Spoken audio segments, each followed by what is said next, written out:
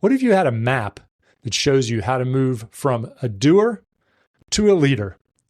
That's exactly what you're going to get here. Now, this was a question asked to me in my Growth Leaders Collective community from a founder who's scaled his business from 0 to 4 million, but he's involved in every little thing. And as he can't even scale more because he is running out of time and mind space to handle anything else. I think a lot of us can relate to this. So what this podcast is me answering his question live, and I packaged it in because I wanted to make sure you have this information as well. Welcome to Leadership Mindset 2.0. Practical neuroscience and psychology to transform you from a tactical doer into a strategic leader.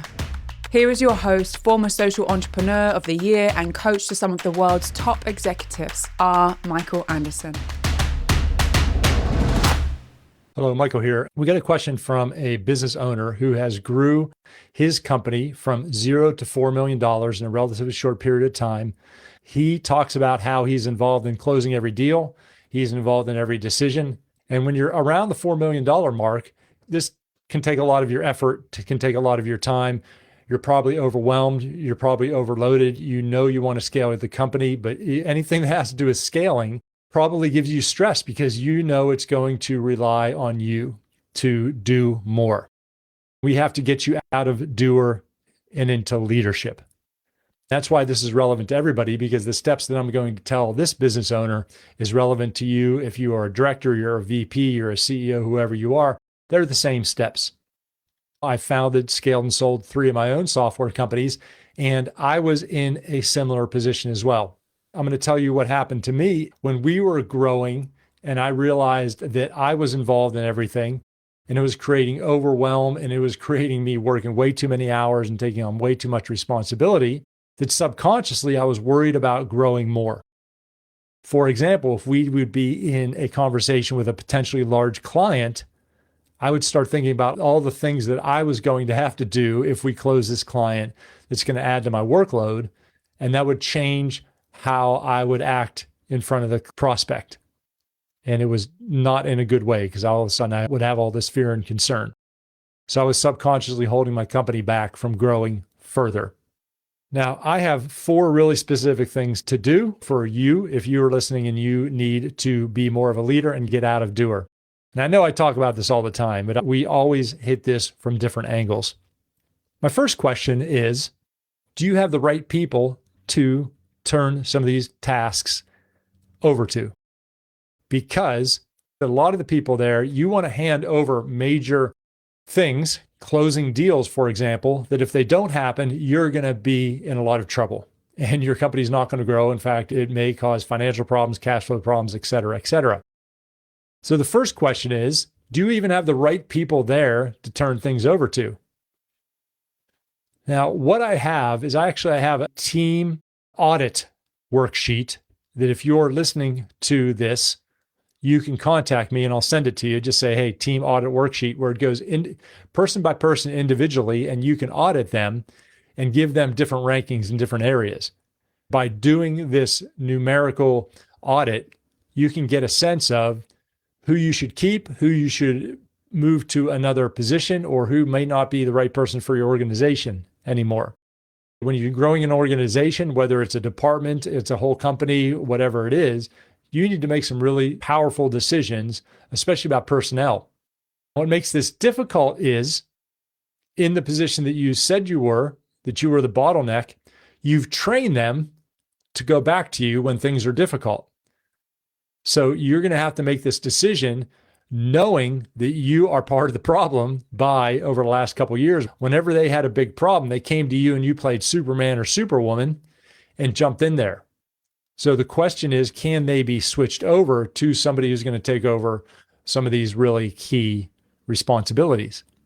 And what the person who sent this in is, as I mentioned, is, do things like negotiate major deals, sign contracts, close deals. These are senior level type things. So do you have the right person to do that? And a lot of people, what they say is like, oh, I want to promote somebody internally. Yeah, that's great. And if you really want to do this faster, you may need to bring in somebody from the outside because you don't want to spend the next 2 years training somebody to do it the way you're doing it. And there may be better ways to do it that people bring in from the outside. Be cautioned that people get caught in that track as well. The second thing is you have to understand that your role is to hire properly and to coach.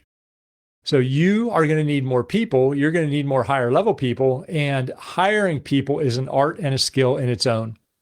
I did with Michael Bailey in a previous podcast. I hosted a masterclass, and I think if you're in the GLC, you have access to the video as well of how to hire people. This masterclass is a couple hours long. It's very comprehensive. And people who would attend this masterclass, at the beginning, I asked them, how well do you hire? And they're like, oh, I hire really, really well. And at the end, they're like, oh my gosh, I hired like crap. Now I know how to hire well because we're never taught how to hire. And there's a real science to it. And we walk you through all that. So you need to get great at hiring. You need to get clear about who you're hiring for, and not do they have the tools and skills? Do they have the right attitude? Do they have the right personality for you and your organization? And you have to get great at coaching. The difference between coaching and training is you need to empower people. You need to get people on board. You need people to start doing the things that you used to do, but often you need them to do it their own way, not just learn how you do it. Because especially a company that has grown from 0 to 4 million, you probably have a lot of ways that revolve around your personality, ways that are unscalable, ways that have been patched together. And getting some new eyes and some new blood on these are going to optimize a lot of these processes and such. And if you bring in somebody from the outside that maybe has done this 2 or 3 or 4 or 5 times and learned from some of the best practices out there, you may find real gains when you bring in the right person. And you want to keep your special sauce. There's a reason you've grown so much. So you need to be able to put in these best practices or these new ideas, along with making sure that whatever makes you special stays there as well. And that comes from you turning into more of a coach. I wish we could have had time to talk more about coaching here, but this is about listening to people, understanding where they're coming from, mixing everything together, having them own it.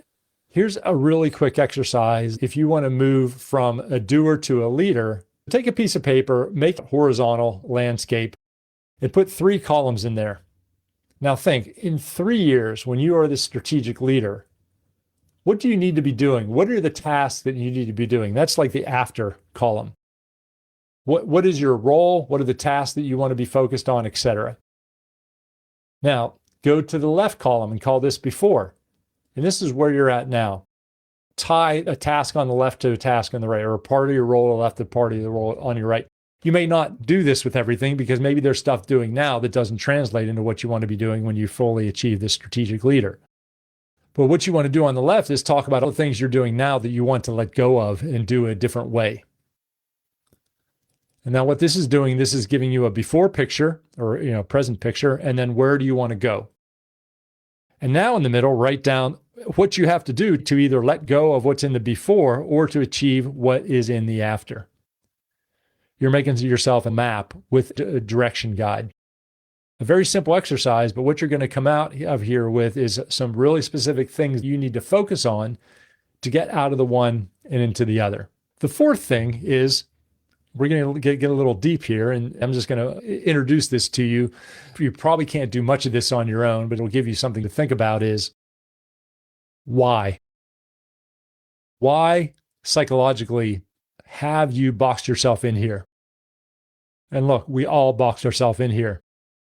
But there is a psychological reason why you probably control everything, why you are really hands-on, why you're fearless, why you're driven, etc. And here's a hint, it's because of your childhood. It's because your mother and your father or whoever raised you and the environment you were raised in and decisions you made as a little kid. There's a reason why. To reach the next level, you need to understand this, because when you let this go, then you will reach the next level. And whatever happened, did you have a controlling mom or dad? Did they baby you too much? All these different types of things will go into this, though there was also benefits that this has given you. And it's also good to know the benefits that, hey, maybe you tried to prove your worth to your father because your father never said he loved you. Very common one. So, hey, I'm proving my worth. And what did I get out of this? The benefits are I've got a lot of confidence about being a doer and getting my hands dirty and outworking even when people think I couldn't get things done. Every night you could do a rewire journal. And what you could do is reflect on your day. What did I do to rewire myself into being more of a strategic leader? And what could I have done that I didn't recognize on being a strategic leader? And if you do this 10 or 15 minutes a day, you've been wired to do this because you've been doing it for X number of years, and you've had success when doing this for X number of years. And when we have success doing something, our brain really likes it, so it wants it to do more. So it's harder to change. So what we need to do is make a little bit of change every day to start on that rewire. So a rewire journal, which is a reflective journal, just for 10 or 15 minutes, even 5 minutes. Hey, what happened today? Where could I have been more effective coaching, turning something over to somebody else, letting them succeed or fail, etc.? And then say, hey, tomorrow I have this coming up. This is what I'm going to do. When you're doing this journal, two things. One is write down your successes as much as your areas of improvement, because if you write down things that you did well and you want to keep doing, you'll keep doing them more because you wrote them down. And second thing is, if you catch a couple times where you could have done things differently, don't get down on yourself. One thing we don't want you to get caught in is this self-improvement spiral where if you're not perfect, you get down on yourself, which happens a lot in self-improvement. So what we want you to do is keep a high energy and know you're in a process of complex rewiring, and that is going to take some time. Do that every night, and after a couple days, weeks, months, you'll notice a real difference. Okay, everybody, I gave you a map to really moving into more of a strategic leader from a doer. The first one is answer honestly, do you have the right people that can start taking up your slack? If you don't, you need to make those changes. 2, get excellent at hiring and coaching. You need to bring on higher level people. You need to bring on the right ones and coach both your existing people and the new people in how to be managers and leaders themselves. Because until you have other leaders on your team, you can't pass on your management and your leadership stuff so you can move up. 3rd is do a before and after chart with the middle column and how do you get there? What changes do you need to make? A great exercise. It takes half an hour to an hour to do. A little tip here is to spend an hour on it and then wait 2 days and then go back to it, spend another half an hour on it because then your subconscious had time to work on it. 4, ask yourself, why am I like this? You're probably controlling. You probably love hard work. You probably look for places that you can challenge yourself or places people you couldn't have done things and do it anyway. Now, that has made you really successful, though there are going to be areas you need to let go of. It's just really interesting of where you got that from, why you are wired that way. And then we want to rewire a part of you. Then you need to do the rewire journal. Every night, rewire a little bit of yourself. That is my challenge. At the end of a podcast, I always give everybody one challenge, and it is to do your before and after mapping. On the left, write down where you're at now. On the right, write down where you want to be. Do the right-hand column first. I just gave that to you reversed. And then the middle, for each one, write down changes you're going to have to make. Now, these aren't changes you're going to do today or tomorrow. They may be in 3 months, 5 months, next week, next month, next year. Just get it down on paper to give yourself a map, and that can really, really help you out. And I need a name for this. Send me a name for this before, after, and get their journal. Because I'm horrible, if you know me at all, I'm horrible at acronyms. So I need you guys to help me out. All right, there you go. A nice little roadmap to get you in, especially for business founders of businesses that are in the early stages of scaling up before 10, 20, 30 million. This is a great roadmap for you. It's relevant no matter what kind of team you lead.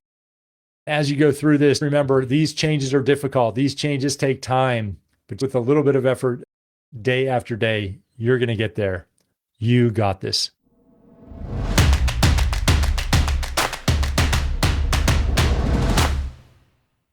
That's it for today's episode, but I have one more question for you. Do you have an upcoming event that could benefit from a Leadership Mindset 2.0 keynote or facilitation? One of my favorite things to do is speak and work with groups at events and leadership meetings. If you want to learn more about my speaking, go to rmichaelanderson.com/speaking, where you can see me on stage and inquire about bringing me in for your event. Then we can both meet in person and your team can get empowered with the latest mindset tools and strategies.